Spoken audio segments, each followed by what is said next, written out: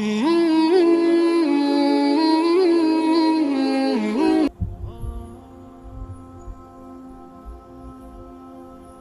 आए तो दिल ही दिल में अल्हम्दुलिल्लाह कहे, जबान से ना बोले। बाहर से उनकी सलाम करता, बैतुल खला सलाम बोलो भाई। बैतुल खला में क्या करते हैं?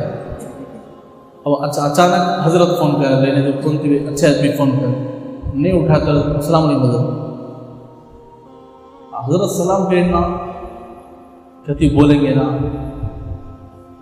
नहीं हजरत ऐसी जगह वो जगह क्या फ़ोन उठाए ना, हमें कहती पूछ लेंगे क्या करते फ़ौरन अस्सलाम वालेकुम। छींक आए तो अल्हम्दुलिल्लाह भी बोलो ना, को सुबहान अल्लाह बोलो ना, क्या भी बोलो ना।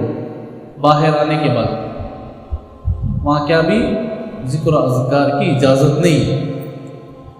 बात जने उठने में तकलीफ होती, अल्लाह क्या हो बोलते नहीं, बैठने से उनमें गुड़गन में तकलीफ, अल्लाह क्या तो भी एक जिक्र लफ्ज़ वो बोल बोल को आदत हो जाती है।